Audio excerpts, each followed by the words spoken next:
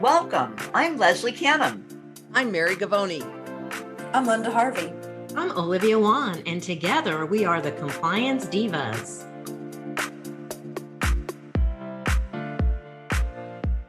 Welcome to a special edition of the Compliance Divas podcast on Dental Assistants Recognition Week.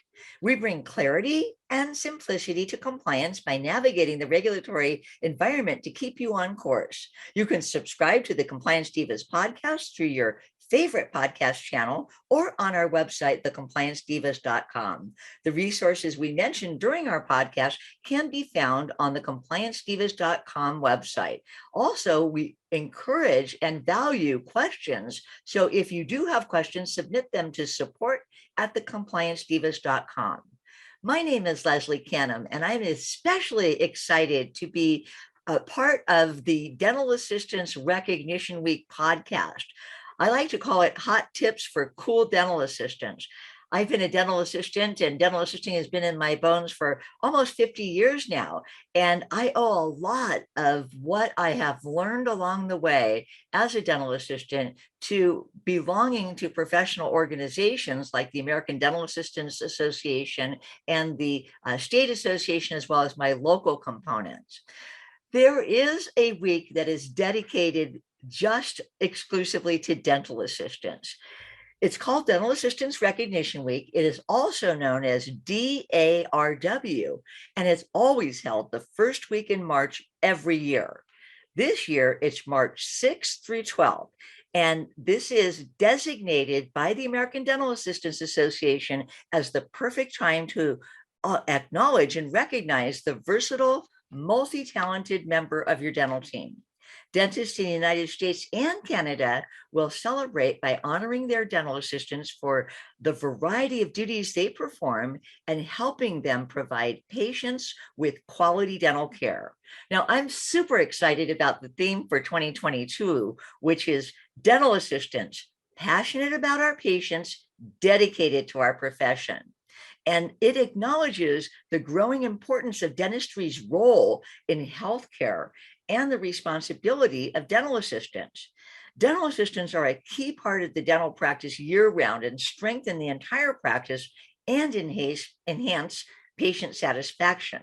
Dental assistants are committed to professional development and quality care.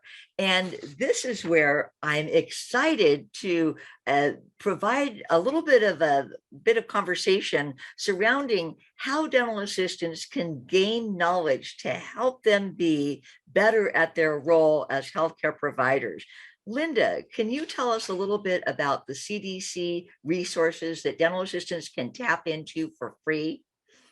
Yes, Leslie. Dental assistants are such a wealth of knowledge in the dental team. Actually, they're the backbone, I think, of the dental team. They have their fingers on the pulse of the ordering, all the maintenance, and the lab cases. They're the navigators of what's happening in the back. And so to help them maintain their strategy and support dental assistants, there's some great information in the public domain that's readily available to enhance their importance on the team as they grow in their profession as well.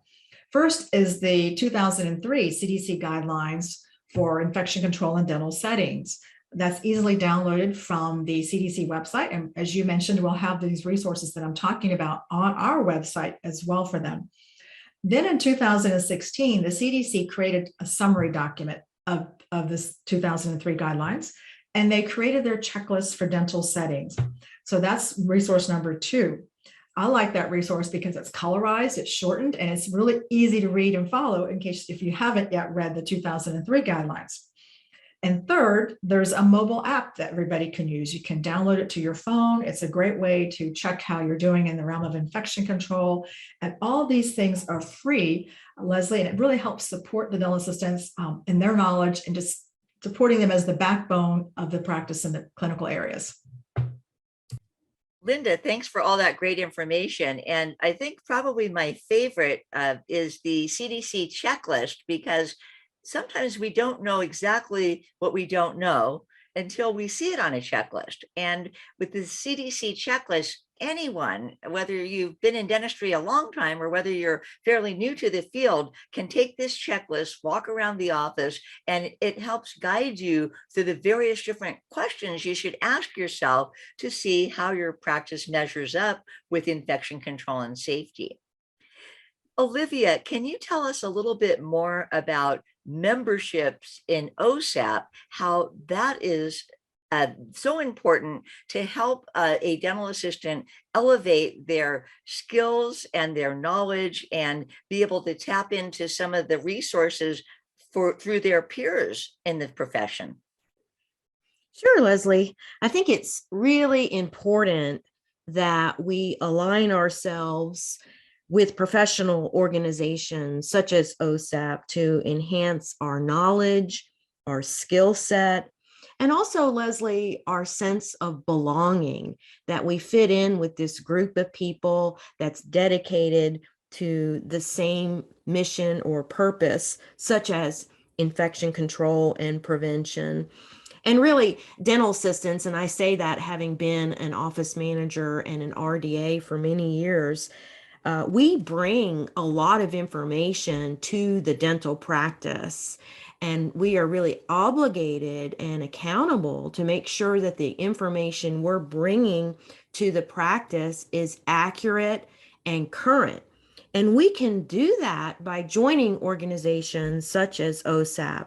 They prepare checklists and FAQs. They have the boot camp each year, which is invaluable in sharpening our skills and learning all the latest information on the topic of infection control and prevention and safety topics. They also have tools that dental assistants can use to make sure they are ensuring the safest dental visit. And having been a member of OSAP for many, many years, I really encourage the dental assistants out there to join this organization and benefit from the many resources that have been prepared.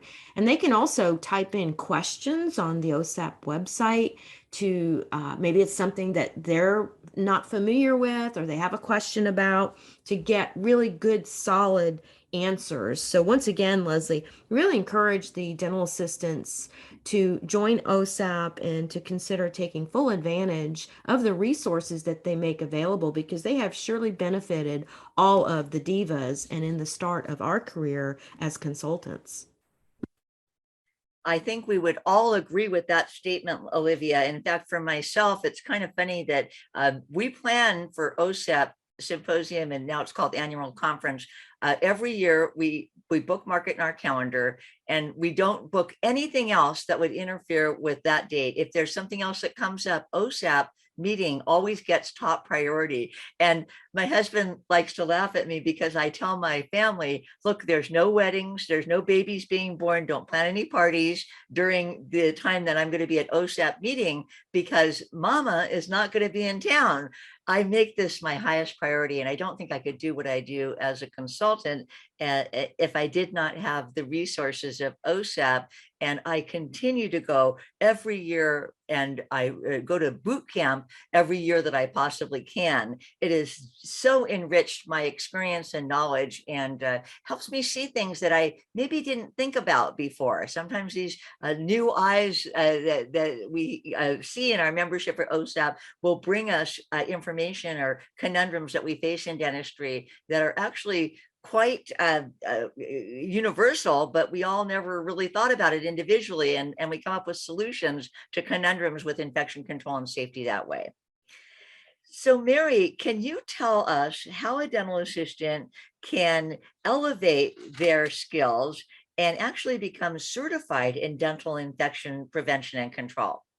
Absolutely, Leslie. I think that between all of the divas up to now, we could say probably that OSAP is a dental assistant's best friend in terms of infection prevention.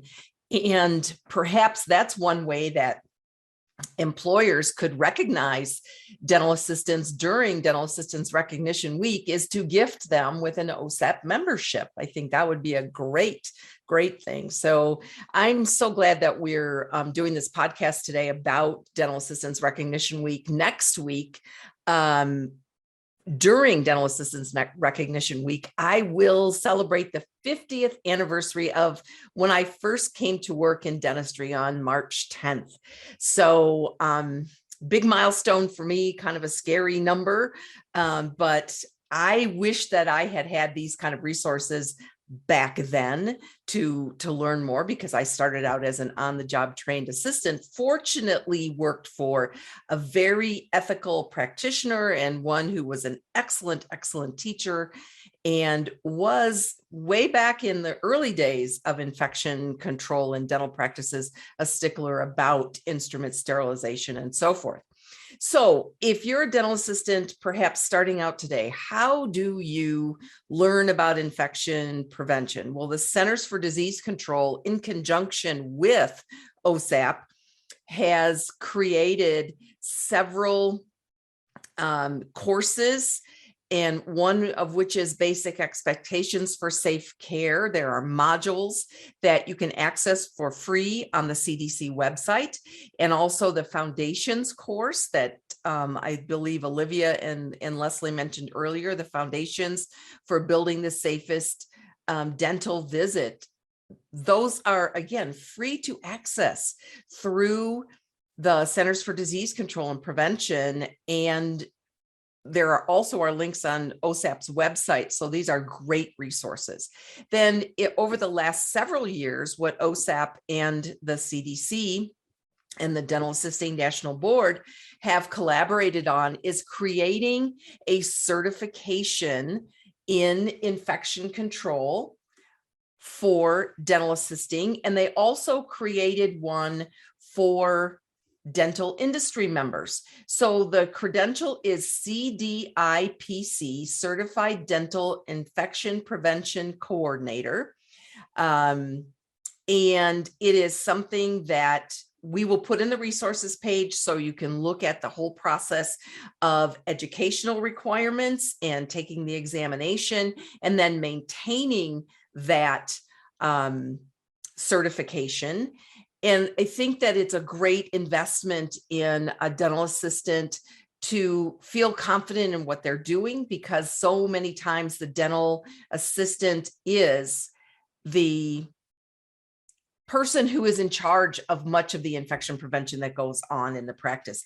And I misspoke. The name of the credential is Certified in Dental Infection Prevention and Control. So we will have all those resources listed on our website, thecompliancedivas.com, so that our listeners can access them.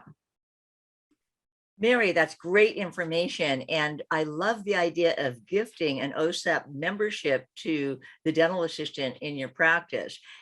Something else that you mentioned, that infection control does often fall on the shoulders of at least one dental assistant in the practice. There was an actual report or study that was published by Danby, the Dental Assisting National Board, that proves that to be true, that in a survey that was conducted, dental assistants are largely around the country responsible solely for the infection control in their dental practice. So this gift of OSAP membership, along with these tools that we mentioned, will really help the dental assistant, who is the chief strategist of the dental office, from making sure that treatment rooms are ready to go and that instruments are processed safely, to making sure that the doctor runs on time or hygienists are able to operate efficiently, to making sure that lab cases are received properly and that everything is done. It's orchestrated in such a way that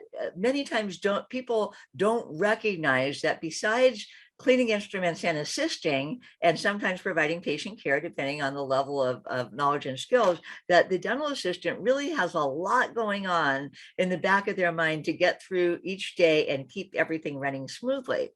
What I'd like to do now is just call on each one of our divas to see if we have some ideas of how we might recognize and acknowledge the hard work of dental assistants in a dental practice, and also help to bring this awareness to our patients who may not see how much their dental assistant really brings to the table. Linda, could you give us some ideas of how dental assistants might be celebrated during this special week? Absolutely, Leslie. This is such a great time to do a little bit something a little bit different. And so you mentioned patients. I think this is a great time to showcase the dental assisting team members to our patients, whether that's through signage out front, something, a newsletter that goes out, an email, all different mechanisms, social media even, and have something that's public facing so you can support the profession. And as we all know, we're always growing our members in the dental community. So this may be an opportunity to help, what's the word I want to use here, to help recruit dental assistants to our field of dentistry. So by seeing this all out in the public domain and just, how fun it is to be a dental assistant and all the roles and different aspects as you mentioned, and I did earlier, from the lab to sterilization to ordering to maintenance, they're the orchestrator in the back of all this. And I would also like to point our listeners today to our June 9th podcast last year, where the Divas spoke about the role of the safety coordinator. And so I would encourage everyone, if you haven't listened to that podcast, to scroll back on the compliancedivas.com website and listen to that. There's a lot of other great ways that they can support their dental assisting team there too, Leslie. Fantastic. Mary, how about you? Do you have any tips for us? I do. I think that using social media is a great way to accomplish what Linda was talking about in helping to focus the attention of patients on that critical role that dental assistants play in their overall oral health care, but especially in the area of infection prevention when everyone is so concerned about that now because of the pandemic and all the things that have happened. I've seen several practices in past years that feature all of their dental assistants on their social media posts and highlighting, how much time they've been with the practice and what their critical role is in the practice, and just really giving them lots of kudos for all the things that they do and they contribute to the practice. So I think social media is a great tool. It's easy to do. And I hope that we'll see a lot of that this year with a lot of posting. And I'm so excited to see how much Dental Assistants Recognition Week has expanded. I served on the board of directors for the American Dental Assistants Association at the time when the American Dental Association came on board to endorse and expand this. And it's just grown exponentially over the years. So I was kind of there at the infancy, and I'm glad to see all the recognition that's happening. And well deserved. And again, that sort of to cap off what you said, our patients don't oftentimes know exactly what it is that dental assistants do. They see dental assistants at the chair side, they see you greet, they dismiss, but then they don't really see the behind the scenes work that is done and realize really how hardworking dental assistants are. Olivia, how about you? Do you have anything to contribute to the conversation of how to celebrate dental assistants? I agree with the comments of the other divas that we should make it special. We've always had Administrative Professionals Day, which used to be known as Secretary's Day. And that was always nice to be featured in the dental office and get flowers or balloons or cupcakes. But the Dental Assistants Week is an opportunity to showcase our hardworking dental assistants. And so really take the opportunity to feature them on your social media platforms and maybe even interview them for a minute or two, make a short video and ask a few questions, what they love about their profession. Because as Linda mentioned, we want to encourage people to go into this trade of dental assisting and recognizing it truly as a profession, a career, and not just a job, because they are such an important part of a dental practice.